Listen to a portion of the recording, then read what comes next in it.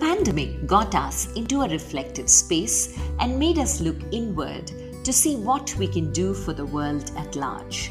As a self-expression coach, I became a catalyst for women and started Vani, a one-on-one coaching program for women on finding their voice, to speak up, to be visible.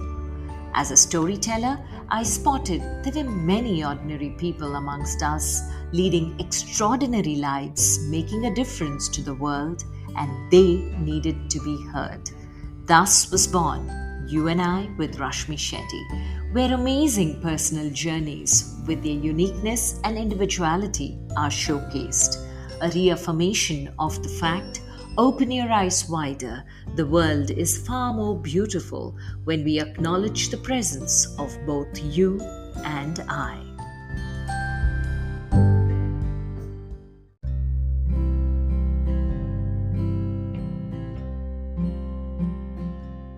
Our guest today is the inspirational Sanjay Deshpande, who was diagnosed with a malignant brain tumor at the age of 29. A massive grand mal seizure landed him in the emergency room on the day he landed on the Harvard University campus to start his master's program in September 2021. The same week, he flew back to India to get a 7-hour-long brain surgery. It's been almost 2 years since, and he's tumor-free. He's passionate about mental health, queer rights, and cancer advocacy.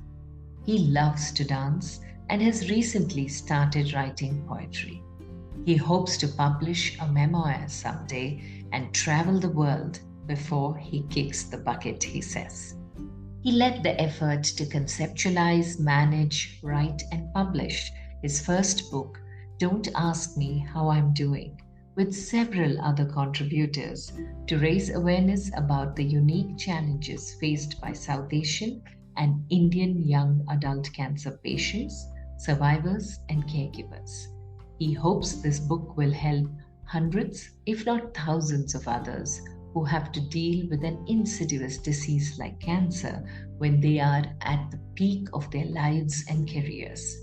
He is back to Harvard now to finish his master's program, surprising everyone around him, including his doctor. Listen in as Sanjay shares his journey with all honesty in this conversation, completely vulnerable and pragmatic. Hi, Sanjay. Such a pleasure to meet you after conversations on LinkedIn. Welcome to You and I with Rashmi Shetty. Thank you so much for having me over. I'm very excited. So am I. But before we get to the Sanjay Deshpande that the world knows you today as, I want to know what little Sanjay was like. What kind of a boy were you in school, college? What was your childhood like and where was it? That's a very interesting question. I grew up across different parts of the world, technically. I was born in a place called Nanded in Maharashtra. And then I grew up in a place called Riyadh, which is the capital of Saudi Arabia. And then I came back to Hyderabad, which is where my parents currently live. And I spent a large part of my childhood in these three places. And then I went to Delhi, Bombay, and then now in Cambridge, Boston for my work and education. Yeah, so I had a pretty normal childhood as a kid. I was quite mischievous, and my parents would constantly run around or run behind me to make sure that I don't do something naughty again. And since I grew up in different parts of the country and the world, I had a very multicultural sort of like a childhood. My parents are half Marathi, half Telugu.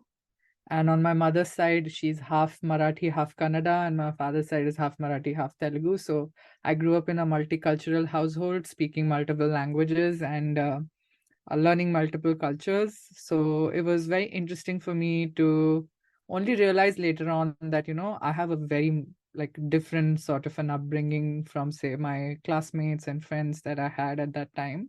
This helped me see the world in multiple dimensions instead of looking at it in a single dimension. It was less 2D for me and more 4D for me. Yeah, I think right about around my eighth grade is when I started taking my academics seriously. Till then, I was barely interested in studying. Were I you was into sports or something at that point of time? I was actually into dance, so I would spend a Oh, lot of time in dance. I would spend a lot of time playing with my friends. I used to love playing outdoors, like the regular games like hide and seek and stuff like that. I think something switched in me in my eighth grade. I think it could be because I had a very good teacher, class teacher, who made me realize that studying would give me studying well would give me the opportunities I want in my life to succeed. And that kind of flipped my entire approach to school then. I mean, even before that, I was always getting trophies and medals home for extracurricular activities like dance, like debates, and for like um, Model United Nations, but yeah. not necessarily I wasn't necessarily in the top of my class till eighth standard. But then that switched in eighth standard, and then I was always in top three. Like, come hail or high water, I would do anything to make sure I was in top three because I also started enjoying studying. I think it gave me a sense of adrenaline rush to Mhm. be able to solve a certain math problem, to be able to do a certain essay well. And I had really good teachers who encouraged me, who helped me learn instead of just like mugging up and like vomiting it on exam papers. So that really changed my educational trajectory. This helped me um, get really good grades in my 10th standard exam. And my parents are both doctors, and I have an older sister who's an engineer, and all my cousins in my family are engineers. And my parents' first instinct was to put me in medical preparatory program, like biology, physics, chemistry, plus 12 program or 12th standard program. But then I was scared of blood. So I was just like, I am not going to be a doctor at any cost. And I'd seen my mother work really hard. She's a surgeon and she would have to spend like nights in the hospital and she was at the beck and call of her patients. I did not want that life for myself. Both my parents spent nearly 11 years to just finish studying to start earning. And I did not want that for myself at all. So I decided to do maths, physics, chemistry because that was the only other option I was aware of. Because, in Hyderabad, at least you're either a doctor or an engineer. No other option per se exists. So I started doing maths, physics, chemistry as my 11th and 12th standard courses. But my parents also put me in IIT JEE prep, which is like a rite of passage or almost like a ritual that every person goes through in the South. But I think midway in my first year, I realized that I did not want to be an engineer because there was a part of me that was like crying from inside every time I was like just focusing on these subjects because I felt like there was a part of me that wanted to do other things like art, social sciences, humanities, but those What about your options were dance? Your dance took a backseat. yeah, that too. Like, I actually did not get an opportunity to pursue that as a career. Although my mother and father never really stopped me from exploring that, they never saw it as a career. That's the only difference. But as hobbies, they never discouraged me. And then I rebelled at one point. I was like, no, I'm not going to do engineering. And my parents were like, we are going to make you an engineer. There's no other option. So I ran away from home. And I ran away from home, yes, because they were very persistent. And I was just like, okay, if it's not going to be my way, then I'll have to do something extreme to help you understand that I'm not going to pursue this. So I ran away from home. I went to my grandmother's place, and then they did not know where I was for a long time, and they freaked out. And then later they found out I was at my grandmother's place, and then I think a bunch of people in my family helped them understand it. First, they tried to convince me, and I was just like, I steadfastly said no. And that's when they realized, okay, let him do what he wants to do. So I dropped out of the IIT JEE prep and I continued to finish my 12th standard. With the And maths and science. yes, maths and science. Okay. The unfortunate or a fortunate thing was I did extremely well in maths and science, and my parents again freaked out. They're like, "You have a 100% score in your maths, and you have an aggregate score of 98% in maths and science. Why would you not do engineering?" And I'm just like, just because I'm good at something doesn't mean I'm interested in it. That was an uphill battle to fight with them, to help them understand that, I genuinely don't want to pursue this. And at that point, they asked me, okay, what do you want to pursue? There were very few, there were very limited opportunities for me to understand what exists out there. One of the things that I found interesting at that point was becoming a news anchor. I wanted to be like a Rajdeep Sardesai. I wanted to be like a Barkha Dutt on screen, doing like international reporting and like being in the Kargil war and like reporting from there. So I told them I want to be a journalist. And they were like, is that even a career option? And then I applied to a bunch of schools across the country.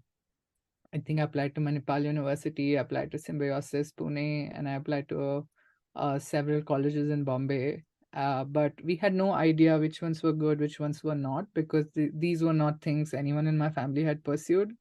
So I eventually got through Xavier's Bombay, and like I had an uncle who used to live in Bombay who told us that, the stalwarts of like business world, finance world, and Bollywood go to Xavier's Bombay. It's the best college in the West. It's one of the best colleges in the country. And we were like, what is this college? We have no idea. We've never heard of it. So then once he convinced me and my parents, rather my parents and I, um, then I decided to be at Xavier's Bombay. And that was quite an experience. I think Xavier's Bombay opened the world to me. And Spending you time did in journalism, is it, in Xavier? Yes, I studied media and communication. The two subjects that were majors were journalism and advertising. Okay. And which So year are we in now, 2010, chronologically? Okay. Yeah. 2010, that's when I joined Xavier's Bombay.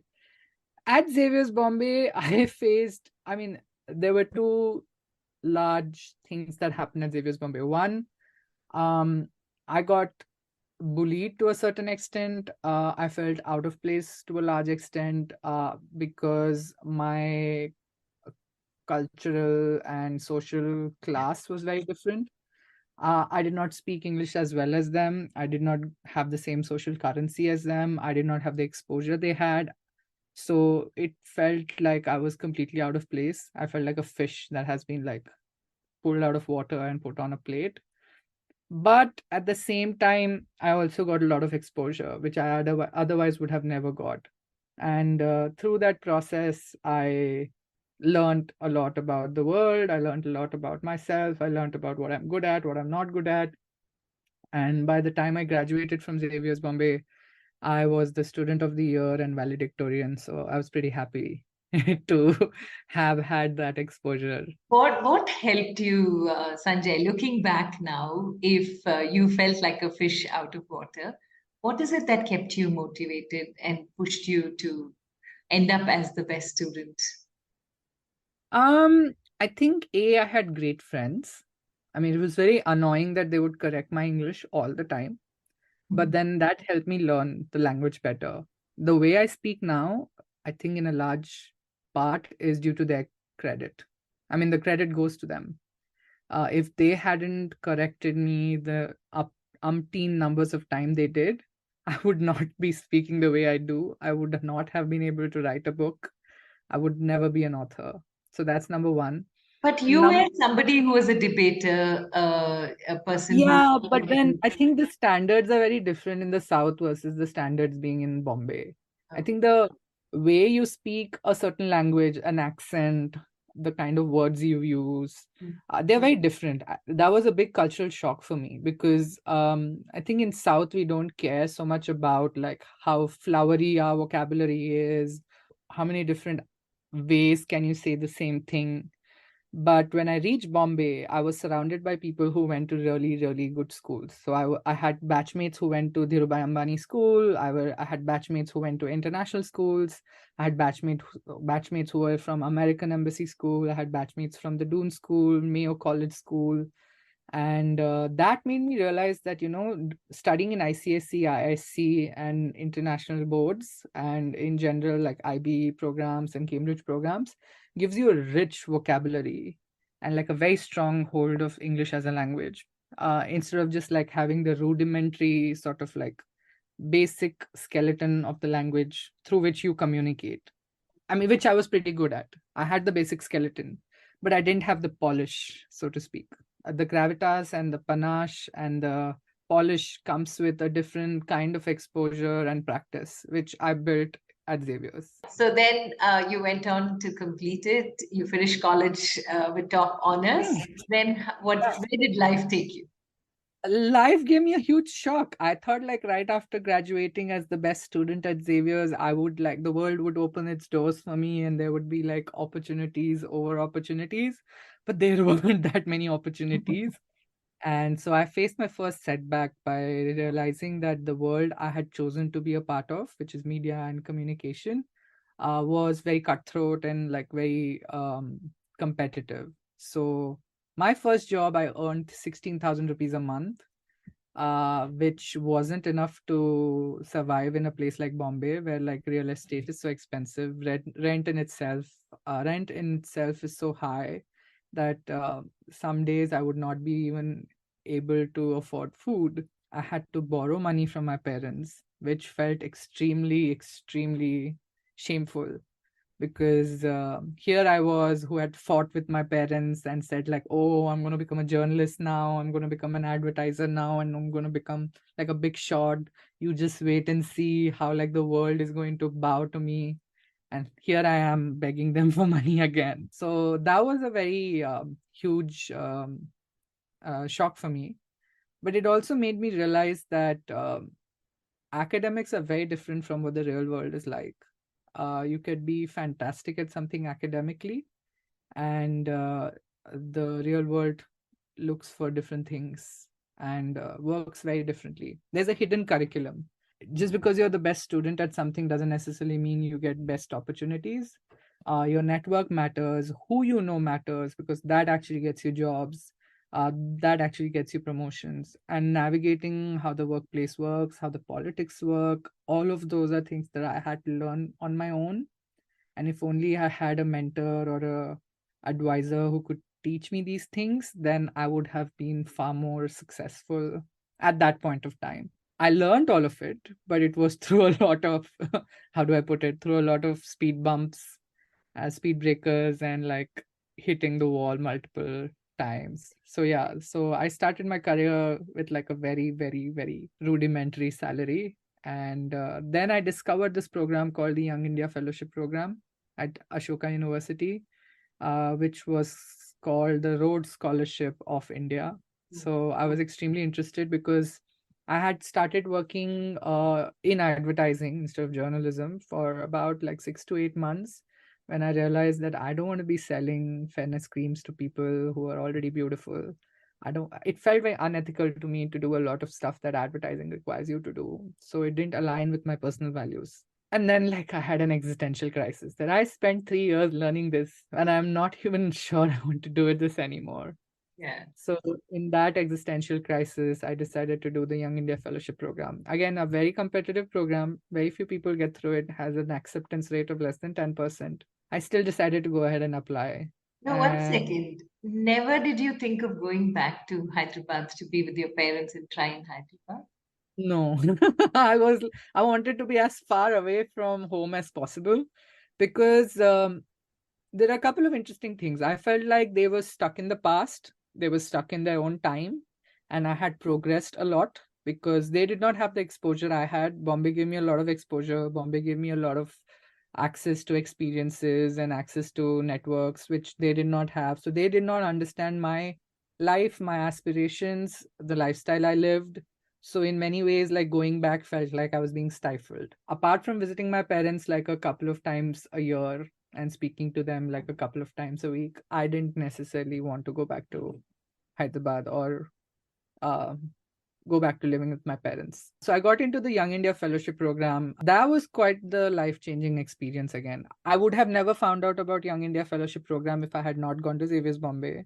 So this helped me understand how cultural capital works. It's a currency that you have, which is invisible in nature, but is only available to people who have earned it, or like who have the resources for it. So it's a privilege in many ways. So I went to a Young India Fellowship program. It's a 1-year liberal arts and leadership program taught by professors from across the world, from the best universities: Oxford, Cambridge, Harvard, Stanford, MIT, Yale. So I got exposed to a sort of curriculum that I had never experienced before.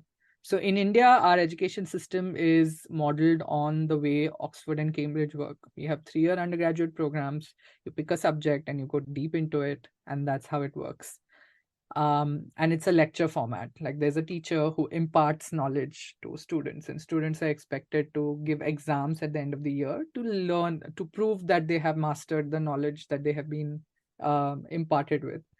And I went to Young India Fellowship program, which is based on the American system of education, which is a lot of dialogue, the Socratic method of learning, a lot of discussion, a lot of reading and like self-learning and self-directed learning. You could choose what you want to study, which for me was mind-blowing. So I became a huge fan of liberal arts immediately, and I decided that I want to switch into the education sector because I feel like that's my calling.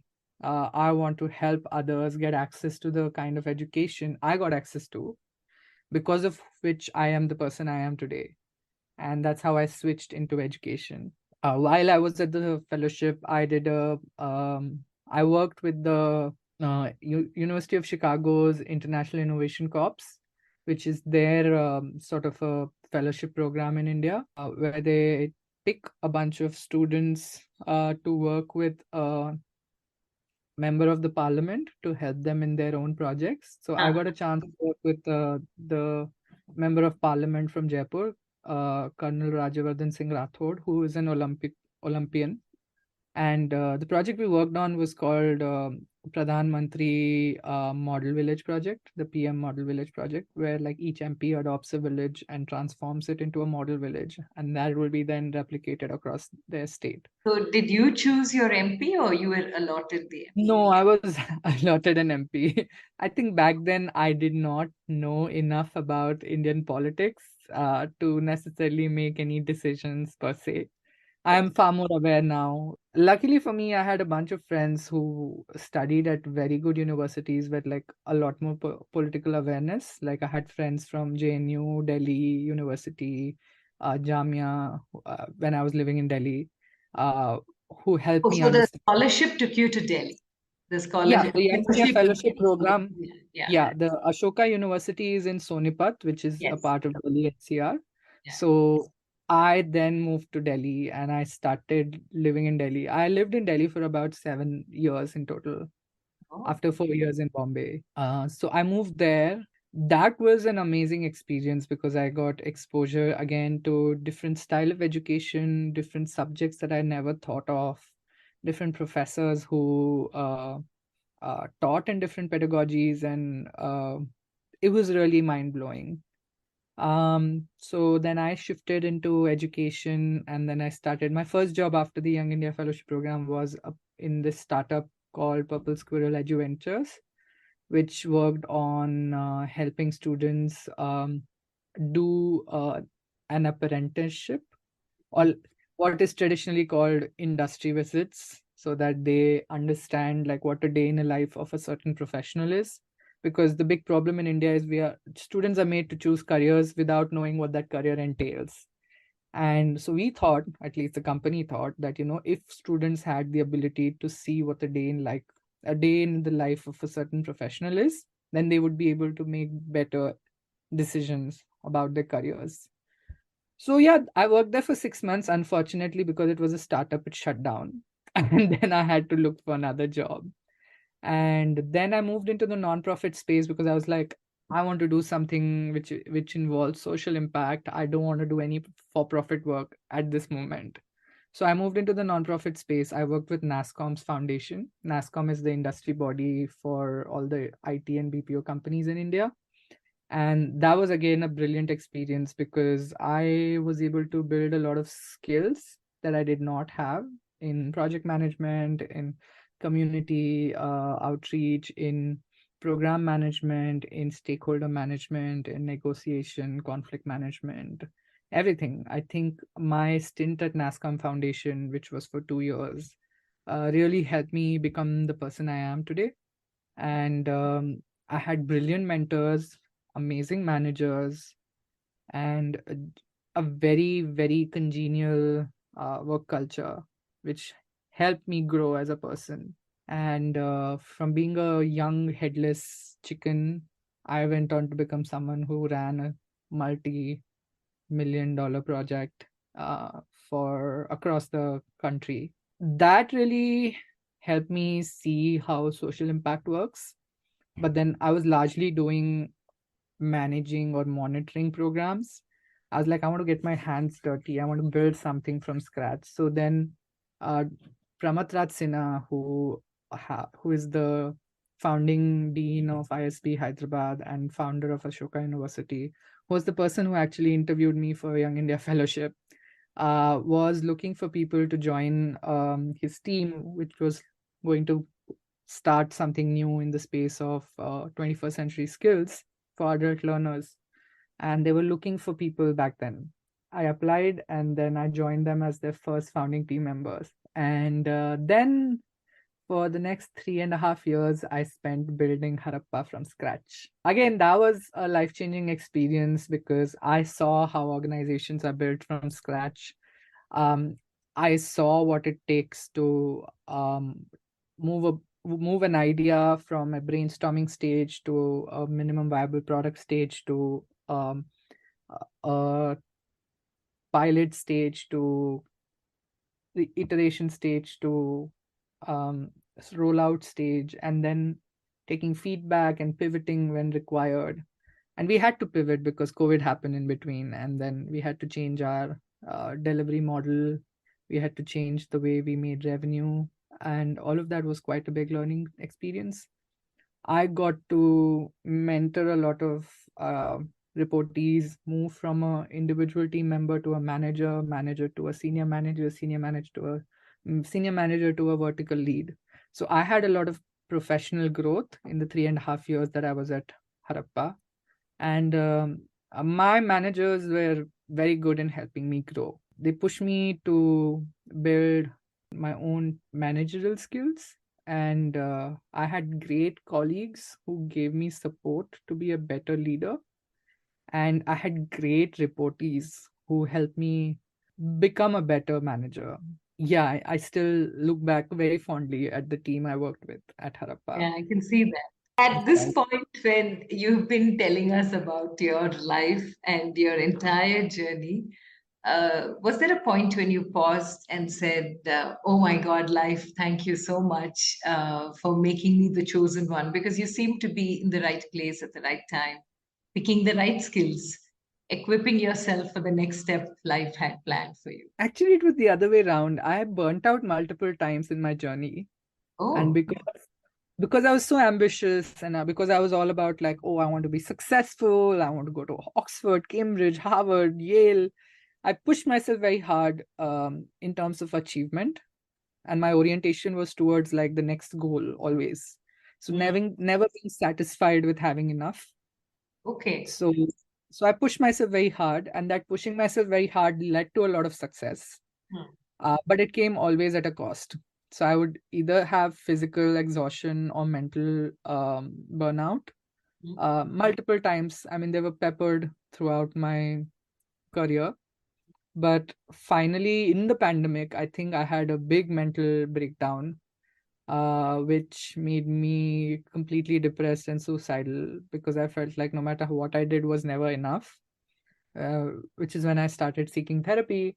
I know it's a big taboo word in the professional world. In general, in India, therapy is just like Not very, anymore. I think the pandemic has shaken everyone. Today, I hope so. I Yeah. hope so, because I talk very openly about mental health and like the Yeah. importance of taking care of your mental health. And my therapist really helped me overcome a lot of these challenges I was facing. That helped me survive whatever I was going through. The Every time I had a mental breakdown, I knew that I had a therapist that I could go to figure out how to navigate it. I Okay. was at the right place at the right time, but I also pushed myself to the brink of exhaustion and burnout. And that kind of made me only realize in retrospect, when I got diagnosed with cancer, that my lifestyle was pretty bad. I was working for long hours, sometimes 14 hours a day, barely sleeping enough, not eating on time, not getting enough exercise, just because I was just so focused on doing well at work.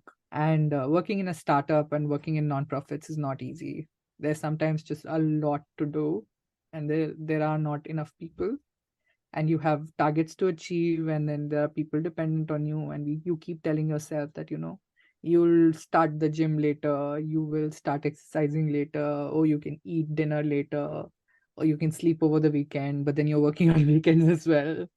So that kind of affected my health a lot. So I would not say that I was paused to reflect and feel grateful about my journey. Although I would say that I feel extremely grateful that even though I never acknowledge it openly, I was lucky enough that my parents relented and let me pursue these educational experiences, even though they had no clue about them, did not understand how it works, and let me pursue my own career. They did not put any pressure on me. I mean, of course, my mother would call once in a while and say, like, oh, look at that cousin who's earning so much. He's now working at Google. Or look at that cousin. He's moved to the US now. See, if you had done engineering, you would have also become like this. Uh, I mean, I think she was just trying to encourage me in a very roundabout way. But yeah, I think I'm just grateful that I got the opportunities I got, Mm. um, especially educational opportunities, because I realized how the pedigree of your college and the network that you get from your college really propels you in your career. Yes, in the first few years it matters the most, but later in your career also, you don't look for jobs or get jobs through job portal websites. You essentially get them through your network. So that's what I discovered and learned. And yeah, I'm grateful for that. So all your moves, you just shared how you had a burnout each time, but that burnout was never part of your story while you were sharing it. So the shifts were because of the burnout, or the shifts were because you read something, saw something, and you were like, okay, this is the next best thing. So let me jump onto that bandwagon. Every time you move to a different space, was it because you read about it and thought, okay, this is where I should be? What drew you to the different spaces? You said, now I need to get my hands dirty, and then you went into that space. So what was propelling you? What was it that was telling you, Sanjay, okay, now move? What did you want? I think they were not always motivated by burnout. Sometimes they were motivated by burnout and the organization I was working with, but a lot of the times they were motivated by this fire in my belly, which wanted to like try new things. And but I did not want to leave the sector completely. I started with public education for school students to skilling and training, and then I moved to using technology for training. Then I moved into online learning. Two things motivated me. One is the need to see impact, because I like tangible impact. I like to be able to say that so many people benefited from this program that I created or I designed or I was a part of. But I think the other thing that motivated me was also the fact that I felt the need to try different things. Because if this was the non-profit way of doing it, I want to see what the for-profit way to do it. I want to see what the social enterprise model is. I want to see how technology for good works. So there was this need to try new things. I couldn't stay in one place for too long, because there was this insatiable desire to learn new ways of doing the same thing. So the Sanjay who woke up in 8th standard was the one that propelled you Yeah, to maybe. do everything that you were doing then on? Yeah, kind of. Yeah, there was that. Yeah, I think I just wanted to try different things and learn different ways of scaling impact. Okay. Okay. And okay, as a result of all of this, when were you diagnosed with cancer and where were you at that? There's a bit of a backstory for that. While I was working at Harappa, a year and a half before I moved on from there, I applied to a lot of colleges in the UK. I wanted to study how there could be alternate ways of being a leader, because every time someone thinks of leadership, there's a very um I know. set image of it, right? Like there's a very stoic person who is like really driving the organization, is no nonsense, takes their job seriously. But I felt like there could be alternate ways of being a leader. I think right around that time, Jacinda, the Prime Minister of New Zealand, did a fabulous job of handling the pandemic. And I thought like that way of being an empathetic, a more authentic leader who's willing to talk about their emotions, their challenges out in the open and not consider that as a weakness, was a very fascinating thing to study and to promote in organizations. So I had applied for organizational behavior, organizational psychology programs in the UK. I was going to go to London School of Economics to do my master's, but the pandemic hit, and then my parents and my mentor both told me that I should probably skip it for now. Um, so I skipped that, and then I continued working at Harappa for 1.5 years. And then I applied to Harvard and I got through Harvard, and I moved on from Harappa to go to Harvard. I landed at Harvard University. On the day I landed on campus, I got a life-threatening seizure. I was taken to the ER. I was in the ER for 48 hours. And 48 hours later, they did MRI scans and CT scans and told me they found something in my head. They sat down next to me and, in a very nonchalant way, told me that you seem to have a malignant brain tumor. And our assumption is, if that's true, then you may not live for more than 5 years. This was on the day before my orientation for a program that I had looked forward to for so long. And so that's when I got diagnosed, and I was still in a daze, but I still managed to call up my sister, tell her to inform my parents, because I did not have the heart to tell my parents. My parents then found out. They, of course, had a huge like shock. But then my father was strong enough to speak to the doctor. The doctors in the US were trying to wheel me into the emergency surgery room because they were like, we need to get this tumor out immediately, otherwise you're not going to live. And I in no way wanted to get treated in the US because medical insurance is very infamous in the US. And my parents are both doctors. It would be much easier for me to be back in Hyderabad and get treatment done. So I came back to India. I mean, so my father spoke to the surgeon there, and he convinced the surgeon that I'll get my treatment done in India immediately and I should be discharged. The doctors in the Harvard Medical School hospital reluctantly discharged me, making me sign a legal document saying that we have discharged you against medical advice and anything that happens to you is not our responsibility. And then I had to take a 30-hour flight back to India. And then we met And several you traveled doctors. alone. You traveled alone. Yeah, I mean, there was no other option for me Yeah. because And what was? Do you recall what was? What were the stream of consciousness spaces that you were in while you were traveling back? Any thoughts? Anything that you recall? all I kept thinking of, which I remember, is like, do not get a seizure in the plane. I'll be deboarded. Do not get a seizure. Do not get a seizure. I just kept telling myself for 30 hours, do not get a seizure. And that's all I could think of. I think it hadn't hit me that, someone had told me that you have only 5 years left to live. Because I was just so focused on like the next step. I went to the college, I got myself a deferral. I did everything here. I got my fees refunded. I got my dorm fees or hostel fees refunded. I did all of that and then I left. So I was almost in this mechanical mode where I completely blocked out what had happened and what I was informed, and was just focusing on, okay, this needs to be done, this needs to be done, this needs to be done. And I boarded the flight, and then I started thinking, okay, It's like so logical thinking. Which part of you made you do all of this? Because even if you're an autopilot, to know that, okay, I need to go back, it may take some time back in India, so I need to do all these financials, is something where you have to be super alert to remember, right? Because you're all alone there. yeah, my I think there's a part of my brain that just kicked in saying that, okay, Sanjay, this has happened. You cannot change it. So what can you do right now? I'm a very pragmatic person, even with my diagnosis and prognosis. I know that it's incurable cancer. I know it'll come back. I know it'll eventually kill me. But can I live my life till that happens? So what can I do right now to live well till that happens? So how can I adapt my life to make sure that I have good quality of life till I eventually die? I'm very pragmatic in that way. Like, people look at me and think like, what a weird person is this? Like, why are they not like feeling very emotional about it? Oh, I'm very emotional about it.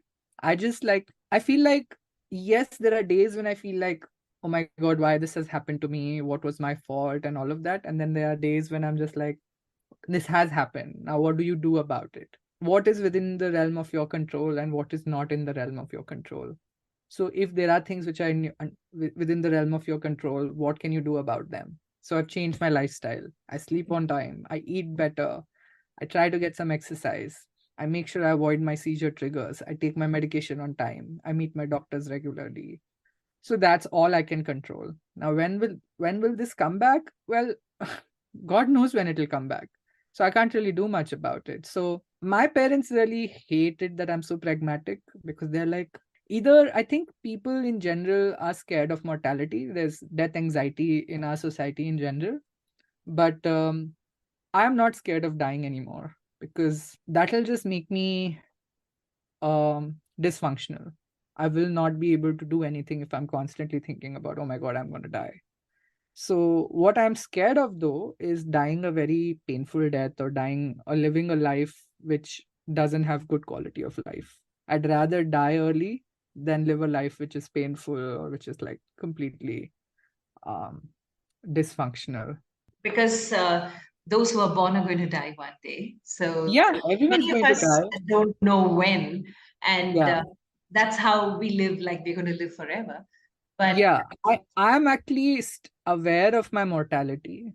I am aware of the fact that, there's this bubble of invincibility that you have, especially as a young person. I got diagnosed at 29. I mean, who would have imagined, like, at 29, you and would this come was face to face? post-pandemic or in the This was pandemic? post-pandemic, September 2021. Oh, okay. Okay. Yeah, so I came face to face with mortality. I had a near-death experience, and that kind of pops the bubble and makes you realize that you're not invincible. And like, you keep thinking and pushing things to the future, thinking that, oh, I'm going to live till 50, I'm going to live till 60, I'm going to live till 80, 90. But what if you don't? And so how can you live right now? What do you need to do right now to make the most of the time you have? True. So what did you do once you came back to India? Came back, met a lot of doctors, scoped out the best hospitals we could go to, and then we decided on our surgery date, because my parents did not want me to get any surgical intervention. They were hoping like if I could just get chemo or radiation and it'll get better. But the doctor said, like, till we do a surgery and see what type of cancer it is, we can't necessarily decide what the treatment will be. So then we had to set a date for surgery, and I got operated on 28th September 2021.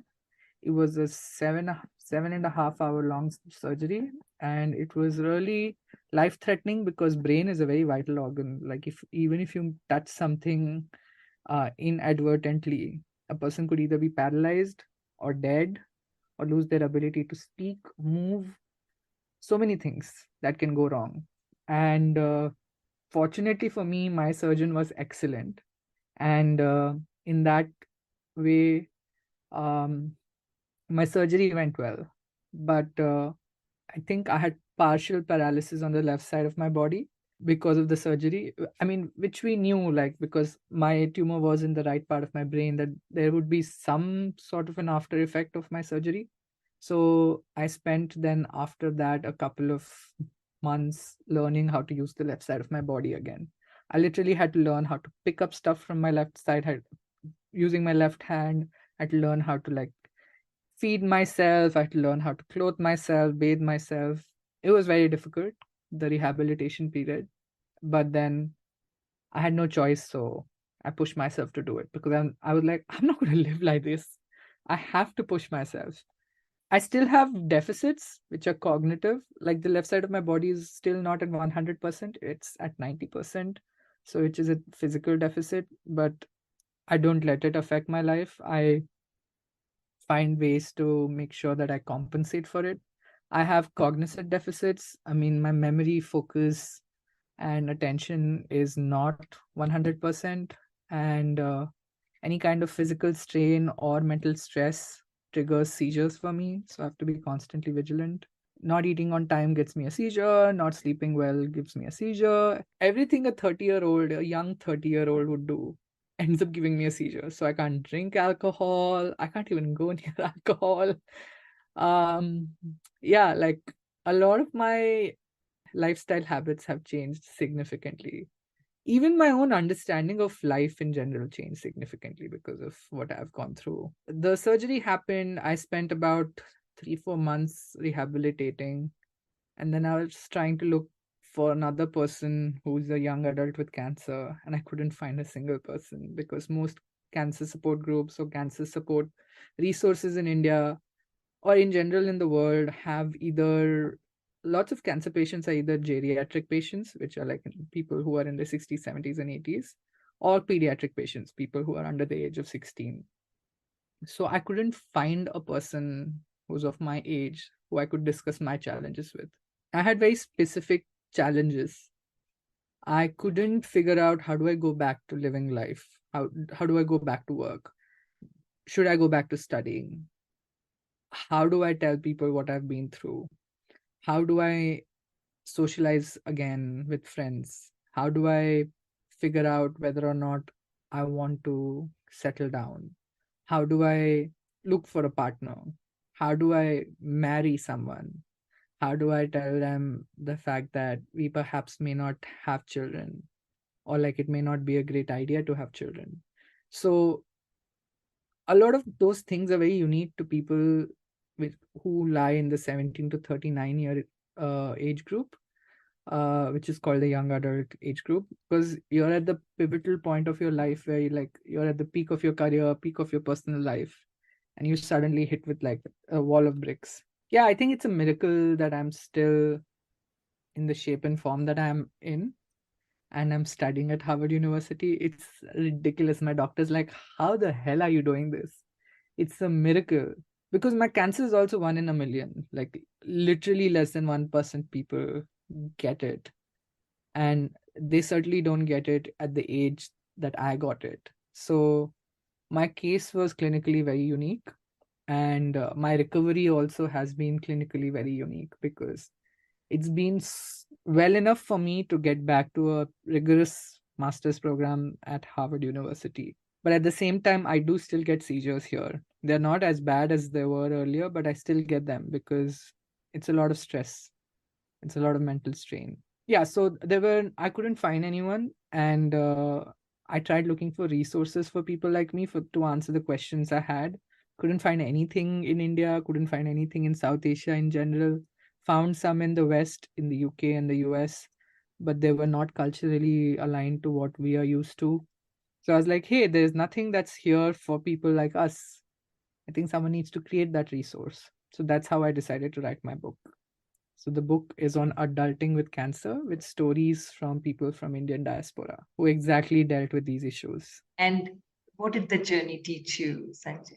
Oh, the journey taught me so much. Like one of my co-authors for the book has passed away already.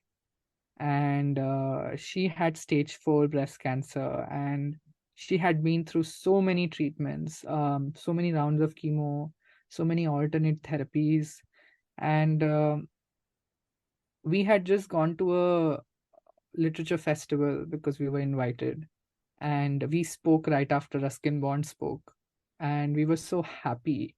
We were so excited to be these authors who've been called to a literature festival. First time authors, that too. But I think a couple of months after that, she passed away, and it was the rudest shock of my life that, someone could look so normal and still be going through hell and not show it on their faces at all. It made me realize how my cancer experience is very unique. And if anything at all, I'm the one of the lucky people. Although it's not an Olympics, we are not comparing like who's better at this and who's worse at it. But the journey to write the book was also very interesting because I had a huge imposter syndrome about my communication skills, thanks to the number of times I had been corrected in college. So I did not think I was good enough to speak, let alone write English. So it took a lot of courage. It took a lot of motivation. It took a lot of cheerleading from my friends to push me to get this done. But then I genuinely wanted to do something to give back to the community now I belong to. I had no option but to do something because I felt like I'm going to go mad if there are no resources. And I thought that after me, at least someone else will have the resource. And it's not a book, it's not a self-help book, it's not a book that's giving you any advice. It's just an anthology of stories of people who are struggling in the same ways, who have the same issues as, say, you as a young adult cancer patient survivor, caregiver. And it's just showing you one of the ways in which they dealt with it, right? So I think the raw, honest, and authentic stories sometimes help you a lot more than any advice you get. Because not everyone wants to thrive after cancer. Not everyone, this productivity obsession, which is a very capitalistic American way of living, has seeped into even our society. And I don't think it's necessarily the most healthiest way of living. Because life is not about how much money you have, how much fame you have, how much success you have, how big your house is, how big your car is, how expensive your watch is. It's about the kind of relationships you've built and the amount of goodwill you have collected and the kind of impact you've made in society and people's lives, which doesn't require any money, success, influence, or property of any kind. So that's one of the lessons that I learned. And that's what I focus on. That even right now, if I have limited capacity to work, I certainly can't work a 14-hour job. I probably can't even do a very hectic 8-hour job. Maybe I'll be able to do in the future once I've recuperated completely. But right now, I can't. And I don't want to either. But I can do work nonetheless. I can keep working. I can keep doing projects. Even before coming to Harvard, I was working with the government of Telangana in helping them set up their EV skilling centers across the state. It is possible for me to continue working, just not in the way it was being done earlier. So I have a lot more focus on my health now than earlier. I would have ended with 3 life lessons. You already very organically gave us one beautiful life lesson. Any other life lessons you think that you'd like to leave us with, Sanjay? I think I'll repeat some of the things I've mentioned throughout this episode. One, you're on borrowed time. Never forget that. So don't wait for a future to do things that you really want to do. Do them now. Don't leave them for some unforeseeable future. You may not have that. One. Number two, don't take your health lightly, because if you treat your body like it's um, an abundant resource which will never need to be replenished, you're essentially treating it as trash, and that's going to backbite at some point of time. So treat your health as the priority number one in life. Number three, the value of your life will be measured not by the amount of money you've made, not by the fame, not by the influence, but by your relationships and the impact you've made in people's lives. It doesn't need to be a gigantic impact. It could be an impact on 10 people's lives, 3 people's lives. So focus on that. That's the most important thing. Those are the 3 that I can think of on the top of my mind. So the impact you're talking about, I truly believe in. And it's truly an honor to have had you on You and I with Rashmi Shetty. People like you come into our lives for a specific reason with a particular purpose, and you have found yours, while many of us are still groping to find ours. This uniqueness and individuality that you carry makes you extremely special. You are one of the most beautiful human beings I have met. Such a pleasure meeting you, Sanjay, and I'm sure everyone you talk to, you are inspiring and touching. God bless you, Sanjay. Thank you so much, Rashmi. Bye and take care.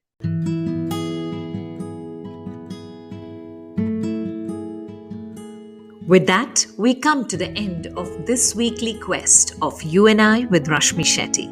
Do let us know if you know people who make the world beautiful. Write in to rashmi.thethirdeye@gmail.com. That is rashmi.thhirdeye@gmail.com. Come, let's explore this amazing world together, both you and I.